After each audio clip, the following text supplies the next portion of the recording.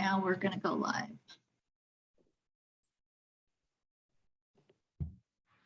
It appears we're live. Hello, Cheryl, by the way. Oh, hi. Good to see you. Uh-oh, I am so sorry. The second we go live, that's when my phone rings. You could have left it in the car, Sarah. What is that? You should have just left it in the car. My phone? That would have been a good Yes. idea.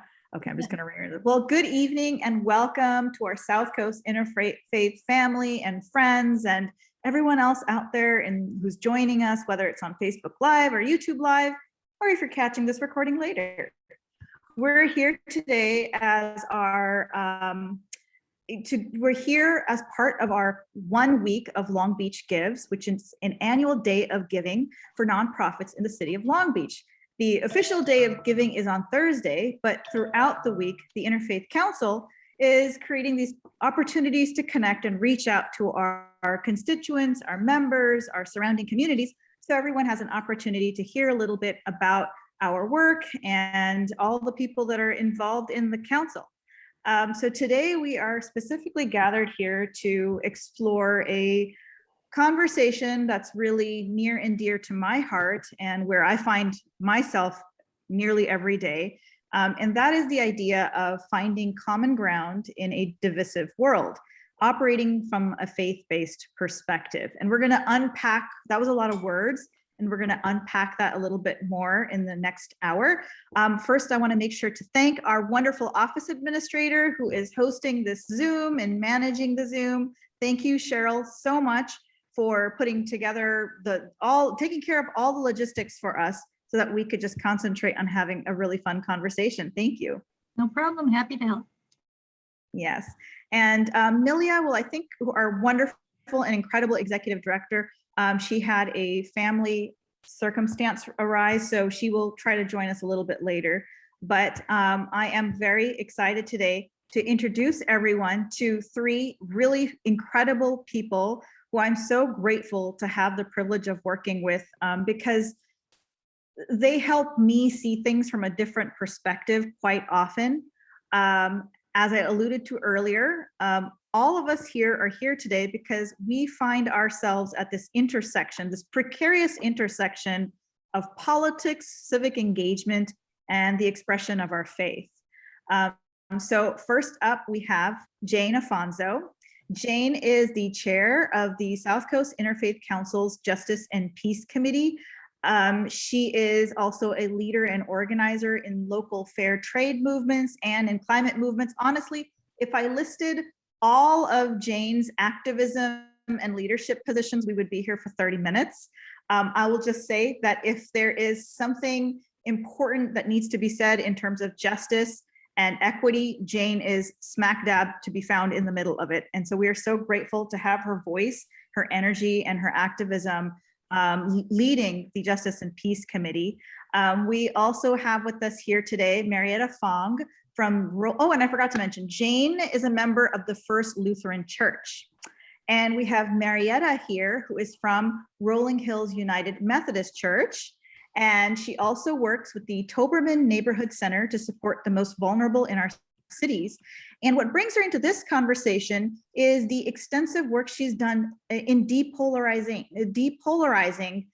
conversations, and I call it depolarization work through an organization called Braver Angels. And I am guessing she is going to allude to it later on in the conversation as well. So I'm so grateful to have Marietta here because she's developed a really good skill set in finding ways to go back to civil discourse, even when the stakes are high and the disagreements seem untenable.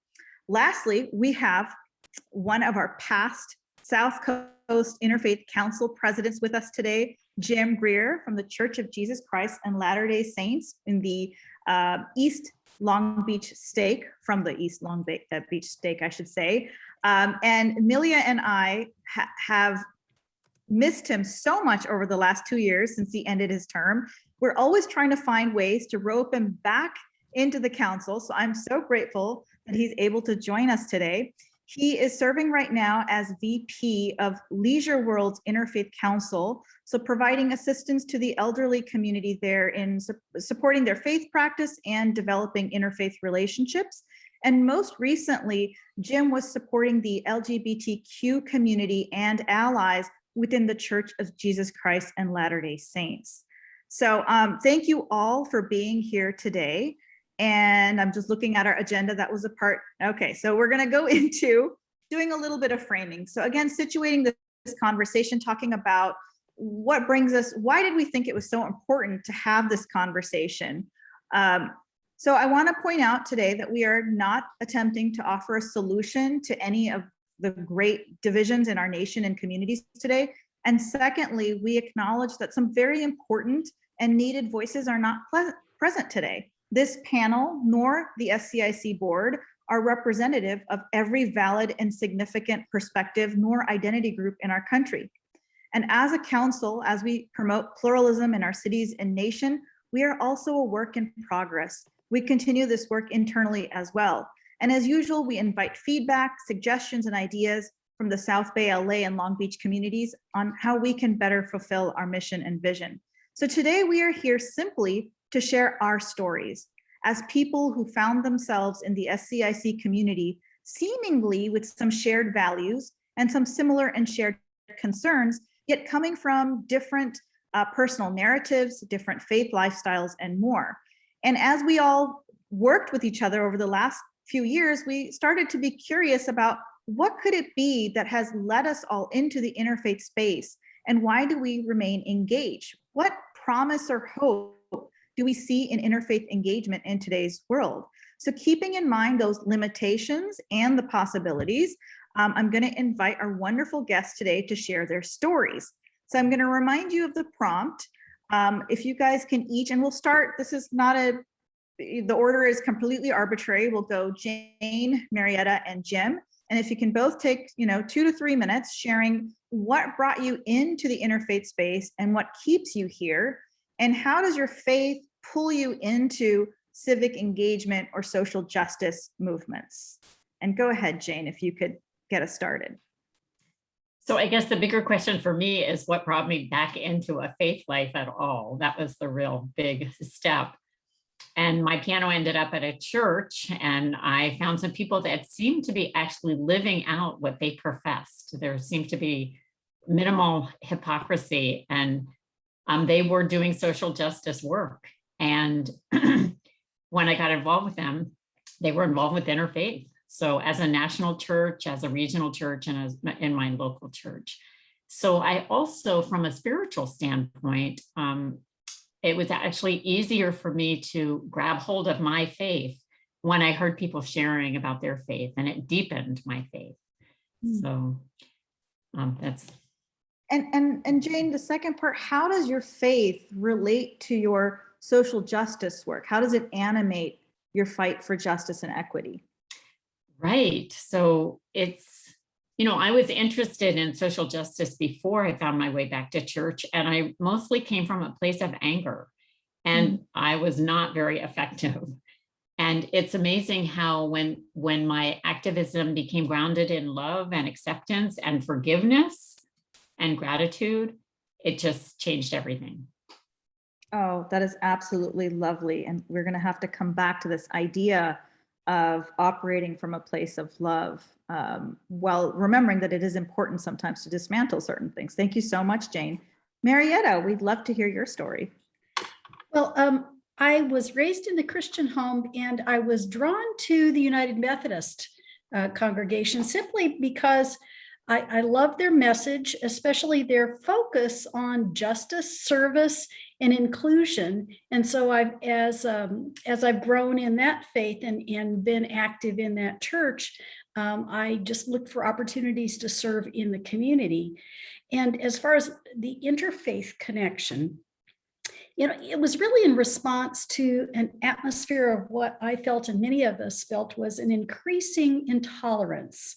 And over the past several years, looking for a way to overcome that, to enhance the connections between faiths, between people of different perspectives. And I found just a great blessing in a women's prayer group, which led me then to the South Coast Interfaith Council.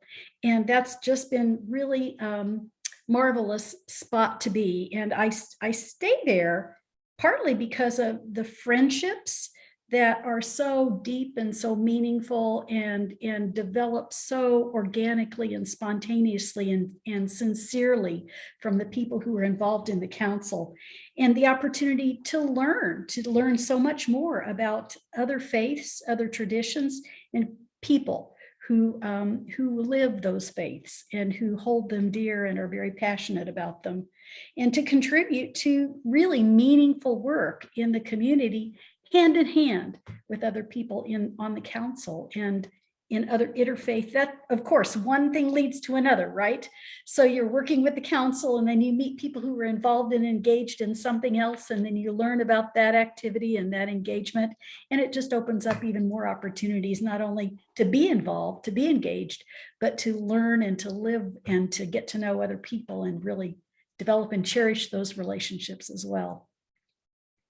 Thank you, Mariette. And it's been really interesting for me through you learning more about the Methodist Church and understanding that tradition of justice and inclusion within the church tradition. That's been very fascinating. Thank you for bringing that with you.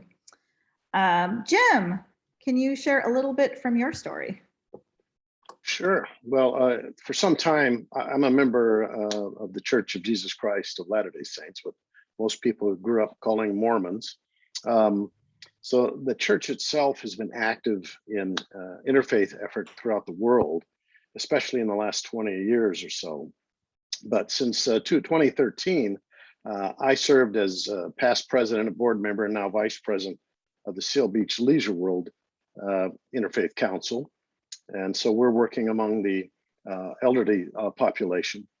But in 2014, I was asked to represent the president of the Long Beach East Stake at the 2014 Islamic Shura Council of Southern California Conference in Anaheim. So this was kind of being thrown into the deep end of the interfaith. And it was such a wonderful experience.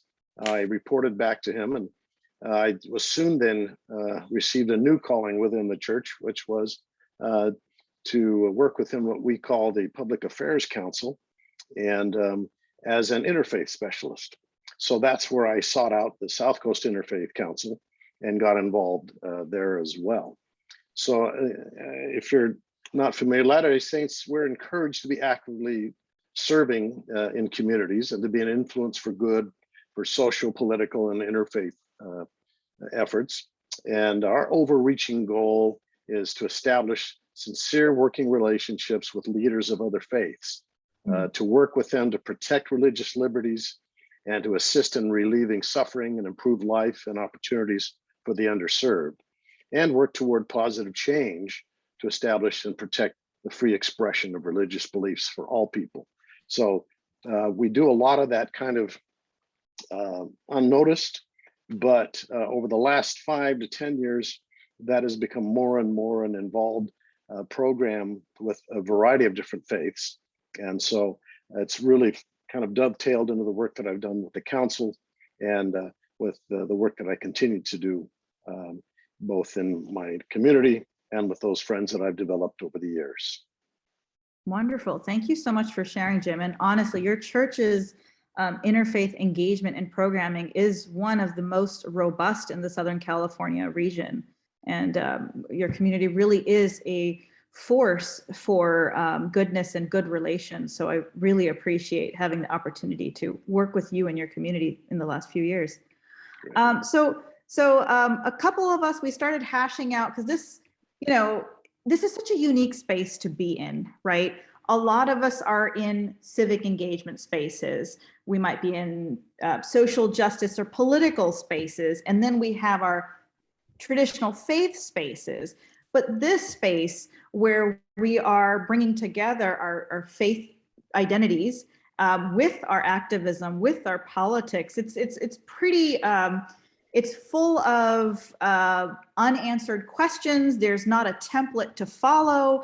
It's full of uncertainty. So we were talking about what could we do with this what are the little nuggets that we could glean from our shared stories that might be of benefit to other people. So just to provide full transparency of this conversation, Jane, Marietta, and myself, we actually thought we'd call, during our conversation, we decided to recruit Jim. So we had this conversation before adding him to the conversation, but we actually sat down together and we just had this brainstorming conversation to figure out what it is that brings us into this space. What are the kind of ideas and values that we all seem to have in common? Because like we've mentioned before, we come from different faith traditions. We did not grow up in the same communities, and yet we have found ourselves to one another. And as Marietta alluded to, we also are now intersecting in many different spaces. Jane and Marietta and I have multiple relationships. We work together in lots of different spaces. So we sat down to figure out, again, what is it that draws us so much to one another and to each other's work? And we kind of found three kind of principles at the core. That's the three we came up with. And the first of that one, I'm going to share them one at a time and then invite one of our guests here to kind of unpack that topic a little bit more. And the first one is the idea of personal accountability. So I'm going to invite Jane to share with us how she understands the idea of personal accountability from a faith perspective, and why this idea may be important or needed in our country today. Yeah, so I'd like to use a little bit of my faith language in this when I think about personal accountability. And by the way, this is something that I definitely is a challenge for me. It's something that I always need to work on, and it has become more of a focus as I've returned back to church. But the idea of personal accountability is really about discipline, which comes from the word disciple, or disciple comes from the word discipline. So there you go. I have models of how I can behave. And the other word that I think of is sacrifice, which has the root sacred. So it can be a sacred thing to be a disciple in spreading the gospel of social justice and peace. So, and that calls into question the way I live my personal life in terms of my own personal behavior, but also in the way I hold others around me accountable. And I would also say that in this personal accountability or discipleship, I want to hold myself accountable to how I do this work.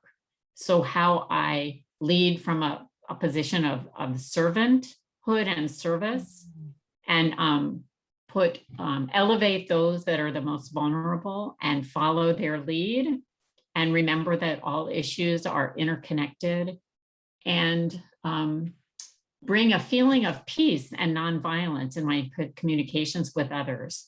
So even those with whom I disagree, trying to find common ground. And I just want to give a couple of examples. One is the idea of fair trade. So being very mindful of the way that I spend my money and how others around me spend their money, and trying to create the world I want to see instead of always talking about what I don't like and trying to be against things, build that world. And fair trade, which is where artisans and farmers are given a living wage, and there's no child labor, and there's gender equity and things like that. And it ties together so many issues that are connected in the social justice and peace world, where they're often siloed and segmented. And so that's been a real joy for me.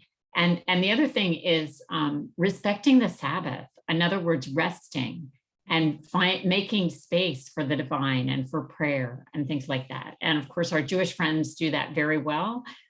They also live a kosher, many of them follow kosher practices and things like that. So some of the individual practices that we might, for example, praying 5 times a day, that can only strengthen our commitment to the divine and to justice and peace.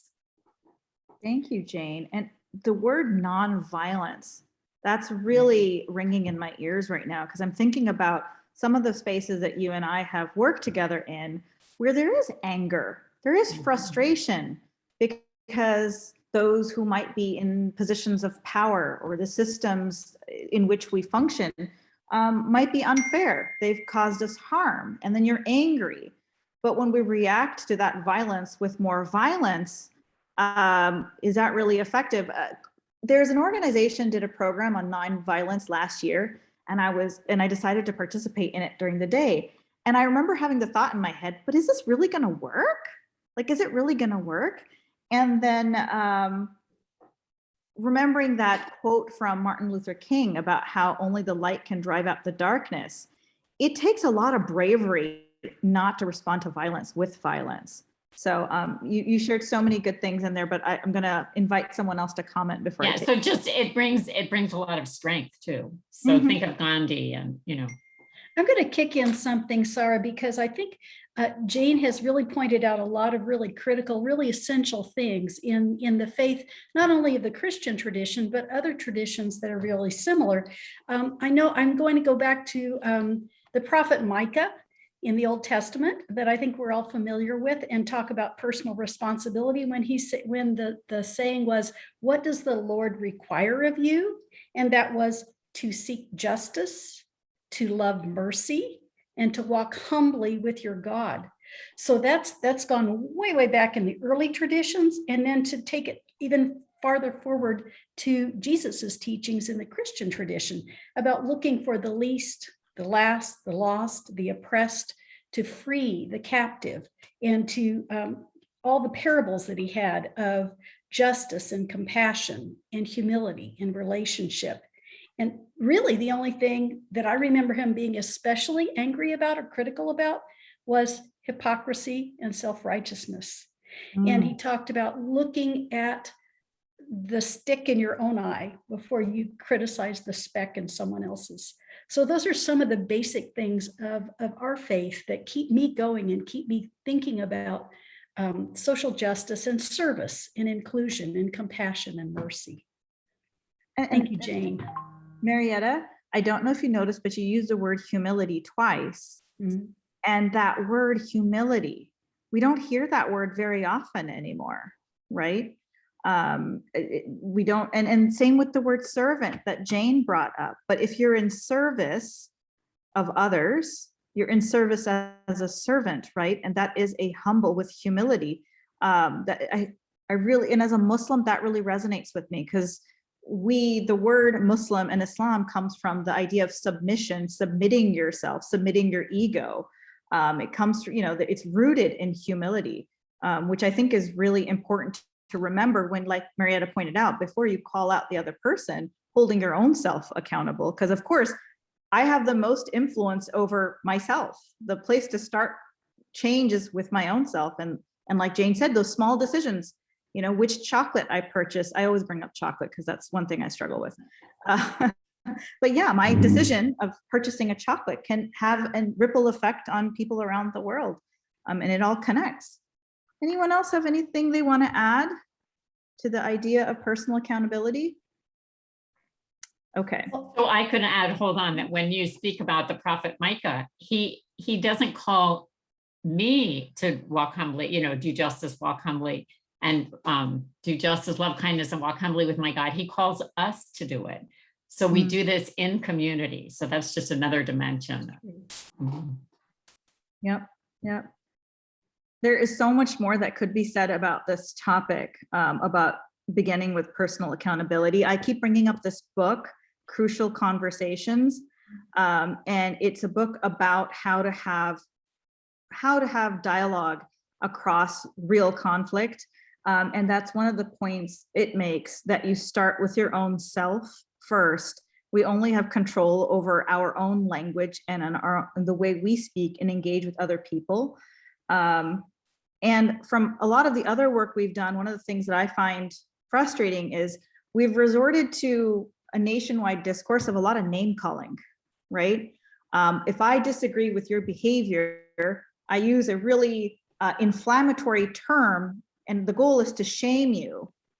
But shaming doesn't encourage the other person to try to understand or improve or be better or come back to the table. As a parent, I know shaming certainly doesn't work with children. shaming doesn't work with adults, but that's the culture that we have fallen into, that's the only tool we have. There are times I think when we're holding leadership accountable, where maybe we need to hold people. It's that difference between holding someone accountable and shaming them, right? The second little nugget that we fell upon. Oh, Marietta, I see. Did you want to say something? No, that's fine. I was going to bring it right back to that meekness and humility too, simply because you and I, Sarah, have shared something about the Beatitudes in the past. Remember, we talked a little bit about it in one of our meetings, and one of the Beatitudes is, "Blessed are the meek, for they shall inherit the earth." What a backward thought. How could someone who's humble and meek end up on top or in control or in power of any kind? And it has to do with that attitude of humility and that attitude of inquiry and curiosity, inquisitiveness, and wanting to learn about the other person and about developing a relationship with them because of what you've learned about the common ground that you share. But I know you're going to come back around to that common ground later. Oh, there's so much to say. I'm thinking about how, the other part of humility is that a person is humble when they're acutely aware of their own shortcomings too, right? Their own vices, what they themselves need to work on. And the more self-aware we are, the more effective we can be in our activism and engagement. So if you're constantly only focused on the villainy of the other, you never actually figure out how to best use the tools and gifts that you've been given. You're only fixated on how to bring down the other person, not how to build up, anyone else. Okay, we could go on for hours, but I want to go on to the second nugget we fell upon in our meanderings. And that's the idea of, is it important or is it significant to believe in something, to have faith in a divine essence, faith in a God, or faith in the human spirit? And how does that faith inspire and drive you? Jim, do you want to Sure. jump in on that one? Yeah, and this really kind of goes to the point that would tie in with our previous point, and that is my faith tradition teaches us that we are all the spiritual children of a heavenly Father, and we share in His divine nature. Mm-hmm. And so each of us are members of an eternal family. So it doesn't matter what faith group or non-belief that we might have, we are all His children. We are all each other's brothers and sisters, and all entitled to equal opportunity to receive all that He has brought through our faithfulness, and He's given us forgiveness. It's just like you were saying earlier, when we recognize that we are fallible, that we do things that are incorrect, we are humbled enough to be worthy to receive the inspiration that we can. So our belief is obviously that each of us have access to God's will through the Holy Spirit. We are guided. Every person, regardless of whether or not they have a defined faith tradition, have within them that innate ability to receive instruction, to receive promptings, spiritual promptings from a God who cares and loves about them. And so that kind of hope is what we try and share with one another, that look, you are more than you think you are. You do have capabilities that and potential that isn't tapped yet, and are looking to serve others in ways that will help them identify and access that capability, and even beyond that, rise above the challenges that they have. And we as believers have a responsibility to remove those impediments that keep them from having those types of experiences that would otherwise bless their lives and bring them that kind of peace and hope that they should have. So our outreach for all of us and trying to help those who are considered others, or those who might have come from a difficult background, is important because who we are, we take personal responsibility for not just ourselves, but for the lives of others that might have not had the blessings that the rest of us may have.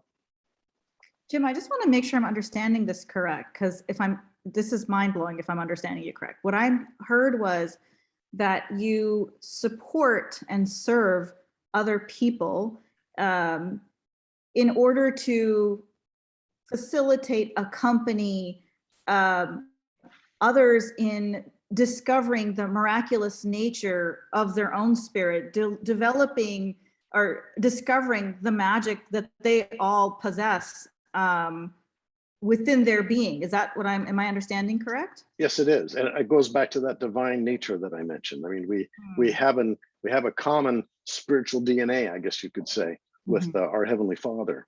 And He has given us so much potential. And we've all come to this earth and tried to get through the challenges that come to us.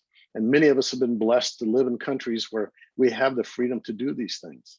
And even within this country, there are many who are kept out from receiving the kind of opportunities and blessings and capabilities that would otherwise make them become a better person and find meaning in their lives. So yes, we all share that same capability, and it's up to us who have these blessings to share them with others so that they can also enjoy their lives and not just have to endure it.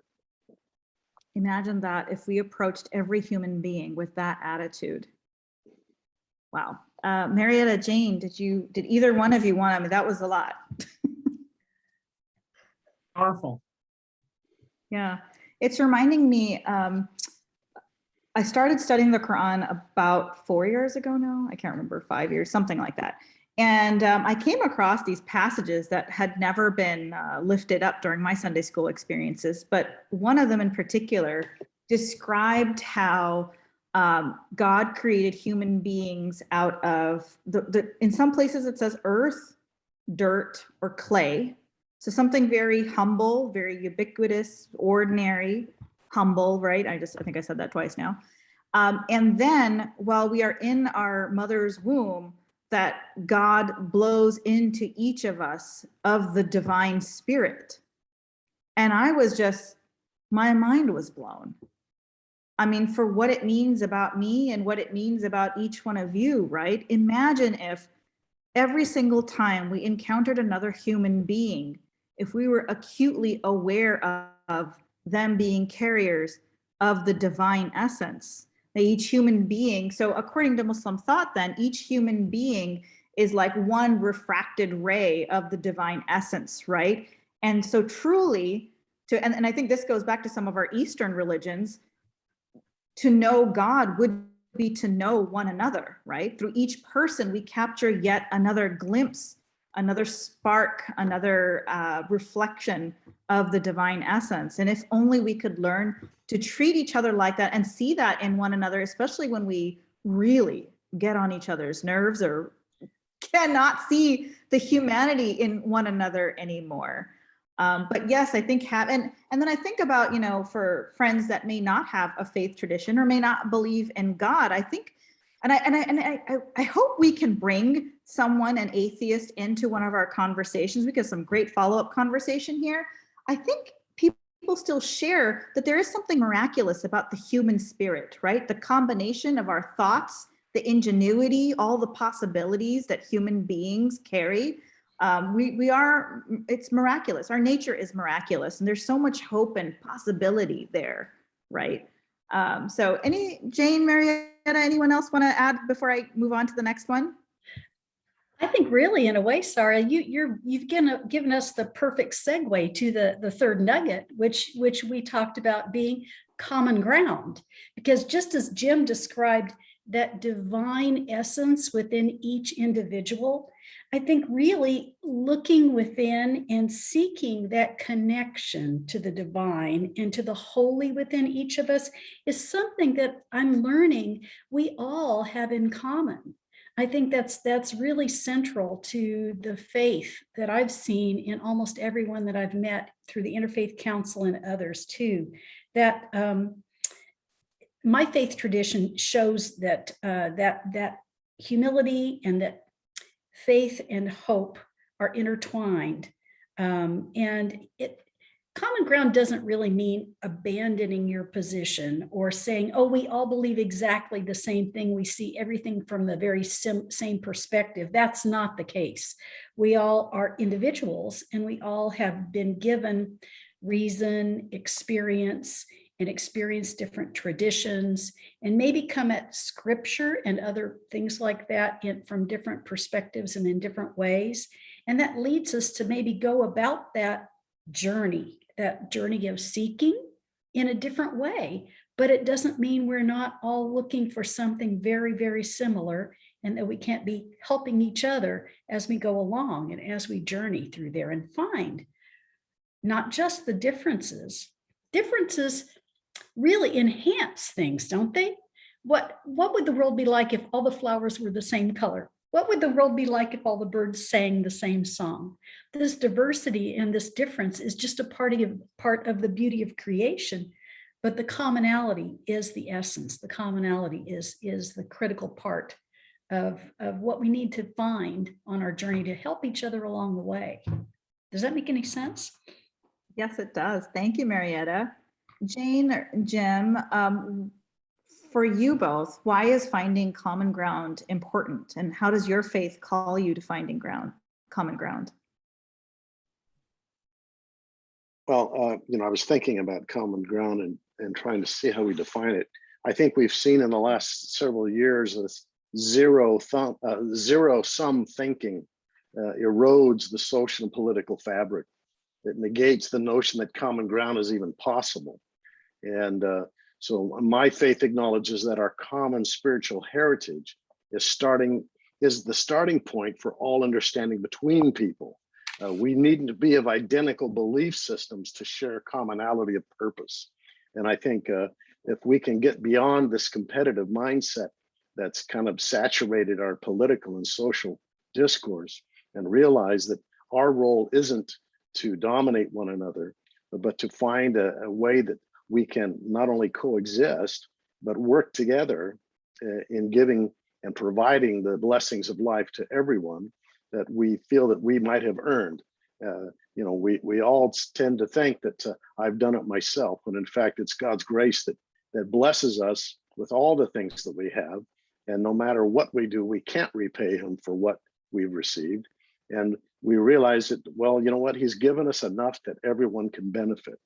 And finding a common ground to work with others and throwing off this feeling that I've got to overcome someone else to be in a position of authority or power really is a way that we need to realize that, look, we can no longer look at this as a zero-sum condition. Some people really feel that when we look for common ground, we're selling out our values. How do you guys see that? Do you have to compromise on who you are a little bit to work with others? I think the first thing we have to do is throw out these incorrect notions that we know it all or that we have all the answers. And frankly, once we can share common ground is when we certainly start to discover, as each of us have, and we've worked with others of other faith or those of no faith, I'm just amazed at the amount of faith and obedience they can have to a standard of living that I'm not familiar with at all. And I realize there's good out there and everybody has it. And if we can open up and share that and take it into our lives and say, good heavens, I've never even looked at it this way before, that's where we reach common ground. We're not giving up anything. We're just sharing infinite space that God provides us to know and love one another. But let's not make it sound too easy, because it definitely is not. It's something that it takes, actually, I think it takes a set of skills that have to be developed. And I will say that's one thing that I've found really, really helpful and really inspirational in my work with Braver Angels, because that's part of their purpose, is to help people see the possibility of doing just as you've described, Jim, in finding the common ground and in listening to someone who disagrees with you, who sees things from a very different perspective, but still being respectful and having civil discourse and actually learning from that other person, and learning not only what you share in common, but maybe different ways of looking at things, different nuances that you might not have thought of, different ways of approaching things. And so you need those skills, those practice opportunities. And I think whatever organization or whatever means and method we can find to develop those and to attempt to engage with people who seem to be very, very different from us, it can only make the world a better place. That's one reason why I think it's so helpful to have people who've devoted their time and energy to developing these things and sharing them with each other. I'm still You know- finding our conversation today, and every conversation is so different. Today, I'm finding us constantly kind of anchoring ourselves in that idea of humility. Jim was describing that, and then you also to develop the skills to intentionally take the time, we have to first be humble enough to acknowledge that there's something there we need to work on. Jane's internet is unstable, but she messaged me that she wants to add something. Jane, are you able to speak? Yeah. So I thank you so much for Marietta for calling us to actually become educated in how we can speak to each other and find common ground. And I just want to give an example of that. So I coach people on creation care in our national church all around the country. And of course, Lutherans have lots of different views about, different weather conditions and what the reasoning and all of that. But we all believe in creation care. God calls us, and most religions do believe in us stewarding God's creation. And so some of the ideas, first of all, I just want to name that we do have more in common than we think. And that there are people that benefit from having us be divided. So just having an awareness of that is very important, right? We don't have to put that out there as item number one, but just knowing that that's the case, so it's not going to be as hard as we think to find common ground if we talk from a place of personal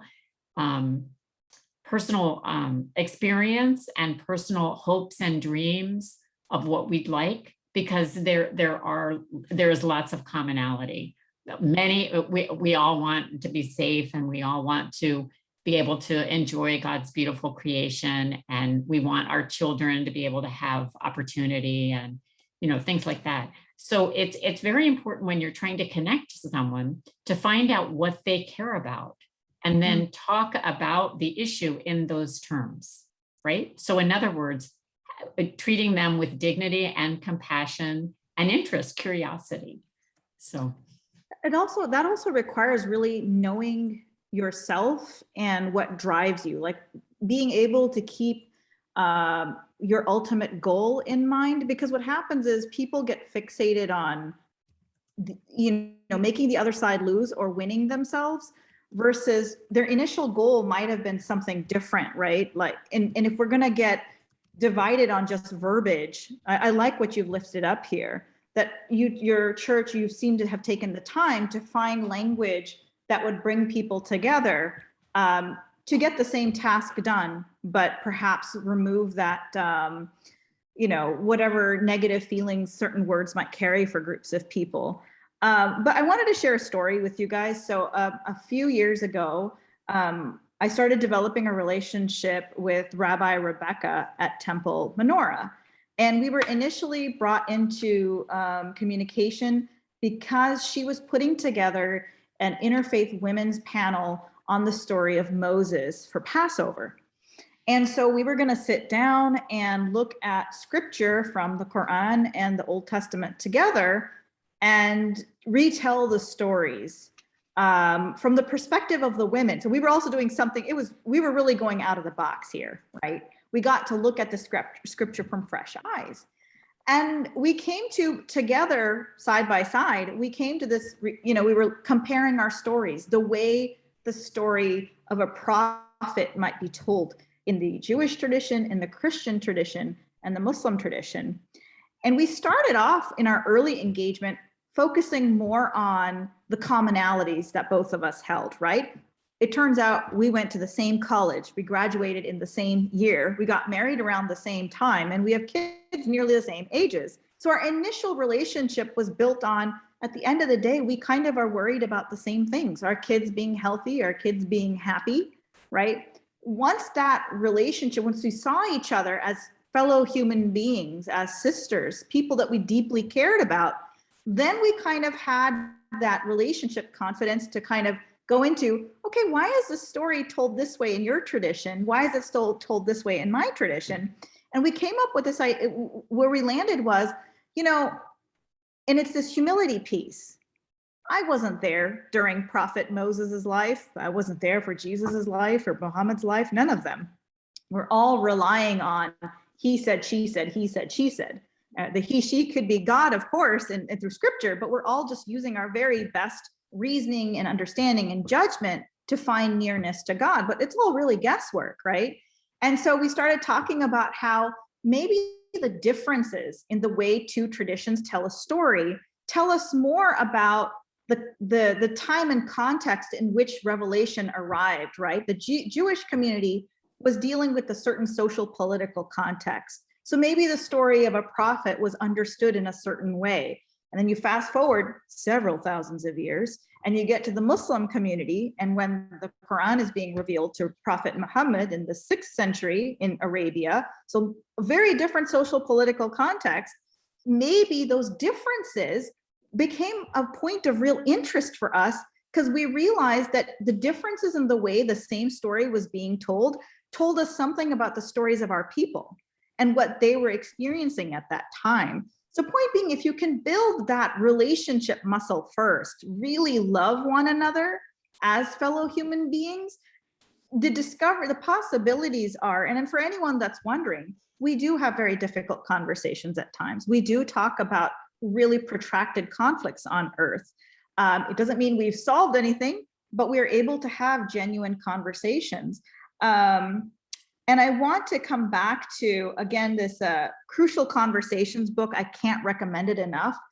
I wish I had the book right next to me. There's a great line in there that says that when you're in conflict with someone, whether you're having a political conversation, an interfaith discussion, or a debate with your husband or wife or partner or whatever, humanizing the other person, it's not because you want to excuse them for something they may or may not have done, but when we humanize the other person, we don't villainize them, it brings down your own emotional temperature, right? When you work yourself up, using language and posture that puts all blame on the other, and we all do the same thing, right? When we talk about our own community, we lift up the best parts of ourselves. But when we talk about the other, we emphasize the worst parts in the other, right?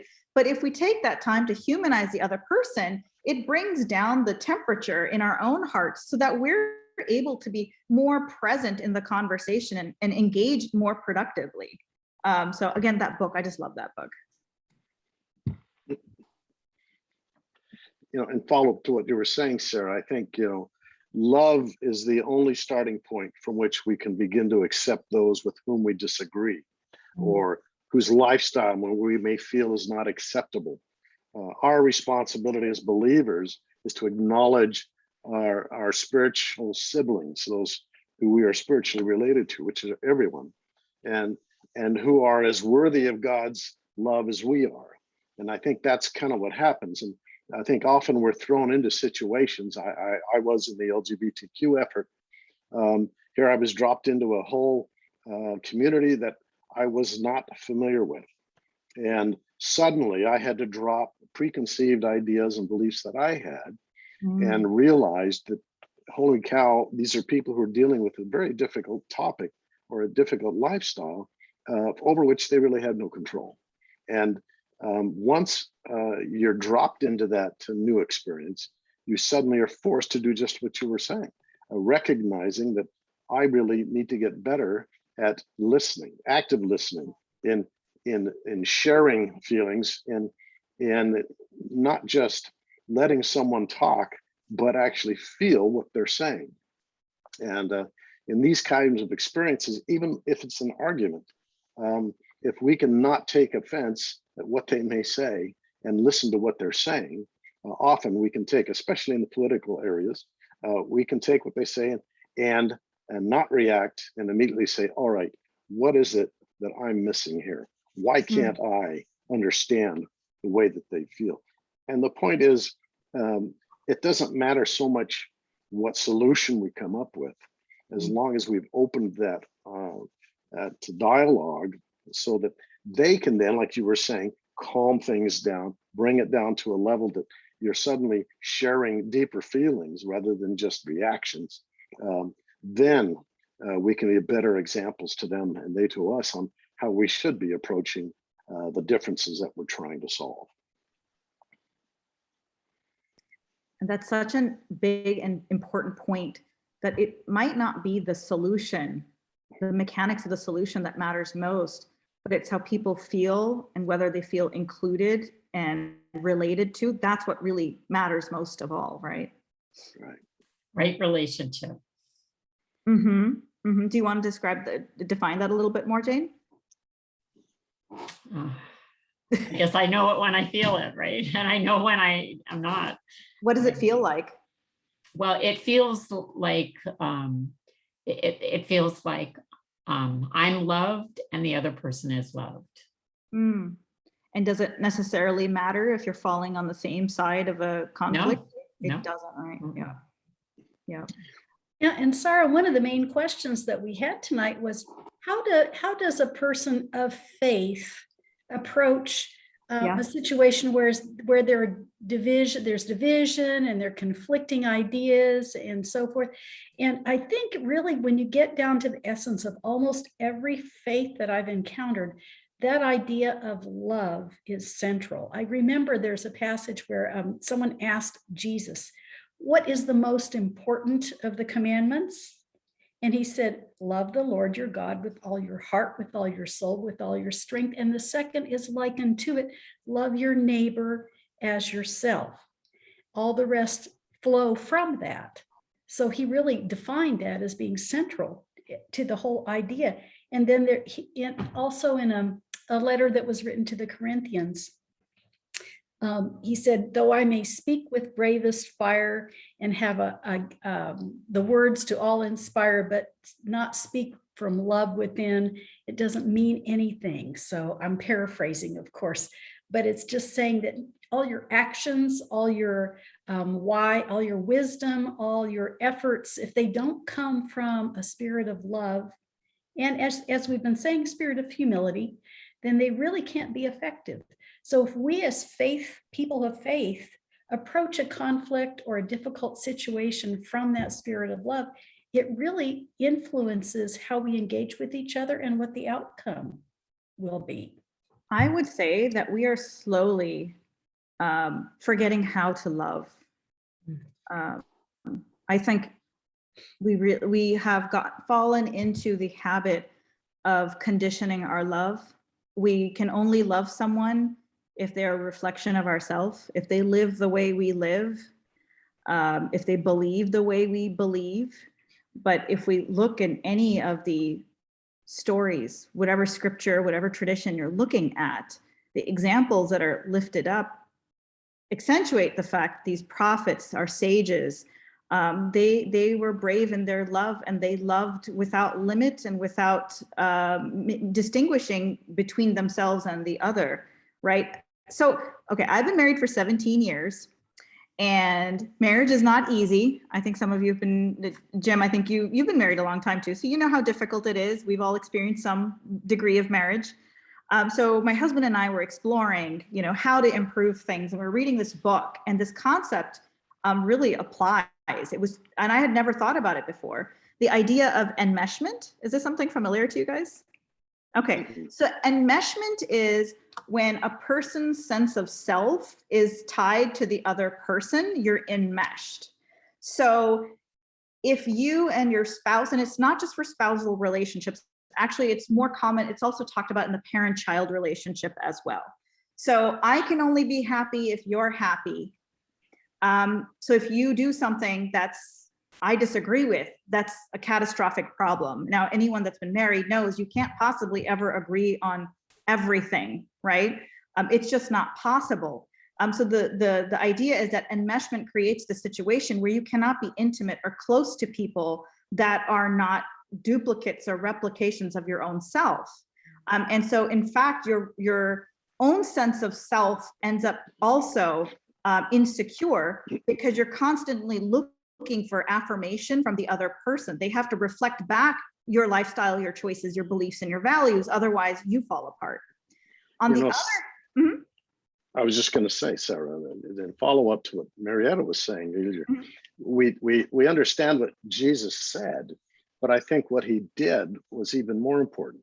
You know, he associated with those who were considered dirty or unworthy, people who were frowned upon by society, rejected, even put to, made their lives difficult by the powers that be. But he did it anyway. Yeah. And that's where, when we're talking about it, either it's political or social, when we look at those, like you were saying, who we feel that we're competing against, that we're trying to dominate, those are the signs that we're doing it wrong. The point is we can't really come to love people that we don't know. And if we were great, we could love them first and then get to know them. But it really takes us making that step, going into unusual places, meeting people who are entirely different, and then saying, geez, I wasn't aware. Why wasn't I? And the point is, we come out different. And so, you know, just being around those we're familiar with or comfortable with doesn't push us to grow at all. And we really have to look beyond our point of view and our comfort zone and see what we can do about being, as Jesus was, among those that others had rejected, and find ways of including them and raising their happiness to a level of ours by acknowledging that, look, I'm not worthy of what I've got, but I'm willing to share it with you too. The problem is, so if you are used to an enmeshment style relationship, you cannot be close to people who have a different lifestyle than you, who are further away from yourself, because your own sense of self is so fragile. Sure. So what this methodology talks about is that individuals that are, it's called individuating, but having a greater sense of self means that you are able to be intimate and proximate to people that can be grossly and dramatically different than yourself, and you don't fall apart. And in fact, you only discover more about your own self in close relationship. Exactly. Yeah, Milia is a great example of this. I don't think she's been able to join today. Milia is, the word devout has taken on a lot of negative connotations now, but she is someone who practices her faith very deeply, very meaningfully in everything that she does. It's hard to be around Milia and not somehow pick up on her Muslimness. And yet she is, you know, she jokes about how before the pandemic, she said, I spend more time in churches than I spend in mosques. You know, I'm in synagogues and churches and temples more often than I'm in mosques. And it only adds to her expression of faith. Jane, were you going to say something? Well, I guess one thing when you were saying the individuation is, I think that can come from knowing that you are loved by God, right? So, and I just wanted to also bring up prayer. So it's really important, Jesus' actions, but also prayer does help me to pray for my, you know, enemies or the people I disagree with or whatever. And it does help me to love them. And what does prayer do, right? What do we do? And maybe we can touch just first. I think most of us, when we pray, we kind of check out from for me anyway, it's checking out from the hubbub of all the noise in my life, right? All the demands, all the actions, and to really sit with myself, right? And see if I can, you know, if you have a relationship with God, it can mean looking within to seek that connection with God, or it can just be a reflective time. But you're right, prayer is just so important. So just I'm going to call you guys each to kind of offer a closing thought, and then I'll share my own as well. But and I think Marietta kind of took us in this direction too, asking that question about how does our faith shape or animate our activism. A lot of activism today is framed as dismantling or preserving, right? And both emanate from a place of fear. And again, not villainizing fear. Fear is natural and needed, and certain systems, behaviors, and institutions need to be dismantled or preserved. But every one of you has mentioned in some way that when you organize and lead as a person of faith and conscience, you think, plan, and act from a place of love in the hopes to build something. Is there something in closing that you would like to share as it relates to love and organizing and leading from a place of love when it's really difficult, because it can be difficult? So I guess I'll talk just, I'll give an invitation to anyone that listens to us. If you're someone that feels very connected to your religion, but feels like you are not out in the world actually doing the things that you think might create a better world, I invite you to occupy those spaces because it's such a rewarding life and it really does deepen my faith. And so I hope that the same would happen to you. And there's so many different opportunities at this time because there's so many things that we can build and that we can also try and prevent. And the second thing I'd like to say, if you're already out and about doing work for social justice and peace, I would invite you to continue to root your organizing in faith and in peace, and take the time and the I'll just close with that. But it is a wonderful life to do that, to be out in the world organizing from a place of faith. And I just invite you to shop at 10,000 Villages, to join the Justice and Peace Committee, to, wherever you see your place, go for it. This world needs you. Oh, I love the plug. I love the plug, Jane. It's interesting. I have always been impressed with all the things that Jane does. And I don't know where she gets the time or the energy to do it. I know I can't anymore. The reason I chose to retire is because I was just getting so burned out by my work. I was old enough and I thought, I've got to get away from this. It's just eating me alive. But one thing that's interesting, and you were talking about prayer, is that on Facebook, I had joined a group a few years ago. And it was an interfaith group, but they had specific things that they were asking for, but the theme of it has become prayer. And so people who are facing difficult times will post up there, I've got a daughter who's got cancer. She's going in for this treatment. I need your prayers. Or my father has been stricken with COVID. I need your prayers. And the difficulty with that is you read it each day and I think, my goodness, there's 1,000 prayers here. How am I going to cover all this? But I found that if we are praying always, we can know that that is impacting the lives of others. Because if God answers prayers, and he does, our prayers on their behalf, however quickly, however often we have to give them, are still going to work. And so one of the things you do discover, if you are constantly praying for others, as you see people having difficulties, obviously we can't help everyone, but we can pray for everyone. But if we can see them, find their names, find their difficulties, and pray on their behalf, many times I'll say, Lord, I don't have enough time today to name all of these people, but these are the things that really are touching me. Please bless these people. And each day we can feel that we're doing something for somebody, not only that we don't know, but we don't know the full story, but our faith in his ability to bless them is there. And so that is something simple that we can all do, even if we're tied up with all the different things that we're asked to do or trying to do, and feel that we've accomplished something, even if we haven't got the time. Wow, thank you, Jim. And I'm thinking about how another side effect of praying for others is that it makes you acutely aware of the struggles around you.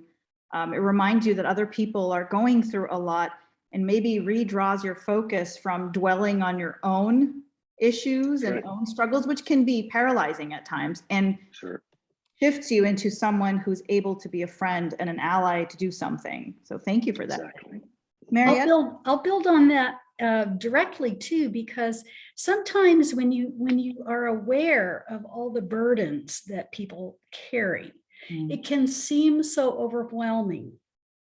But our pastor told me once that when he looks out across the congregation and knows some of the struggles and some of the challenges and some of the heartaches that exist there, that's not where it stops. What he also sees is the grace, the compassion, and the courage of those individuals and of the community together. So I just like to leave us with those two thoughts, that yes, the world is a tough place and it's full of all kinds of challenges, and we need to have the courage to face them. But we also need to be open to looking at the grace that we see and the compassion and the courage of other folks, and to look for, I'll follow up with what Jane said, look for not just a cause that you're passionate about, but a community that you can be a part of and engage with, because it enriches us, it enriches the world, and it helps us achieve much more of God's plan. That's beautiful. It gives us the opportunity to experience the miraculousness of our fellow human beings. I'm going to offer, before we do our SCIC pitch, which we are due to do, it's 8:07 right now. I'm just going to offer my closing thought on love. You know, a lot of the work that I engage in beyond the interfaith space is around social justice and equity work. And one of the things that concerns me is there's a lot of trauma out there, right? There are a lot of people who have been dealt the short stick. The systems in place harm them disproportionately. They're constantly the ones that are left out in the cold, and they're in pain. And then I see a lot of people move into political spaces to build something new, right? The systems that maybe don't work for them, and so they want to do something new. So they change the people. There's different arguments that are being made, but that trauma is being carried into these spaces too. And those methods, the methods of engagement don't change. So a lot of the times you find the same tactics and the same methodology being applied in these alternative spaces that were supposed to redress the harms that are being done in the primary systemic spaces. And it's just like constant trauma being responded to with more trauma, more harm being responded to with more harm, right? That whole an eye for an eye, and we're all left eyeless, and we still haven't addressed what the real issue is. Why did that person lose an eye, right? And so for me as a Muslim, if I really remember that God has blown into each human being of the divine spirit, I don't really have a choice, right?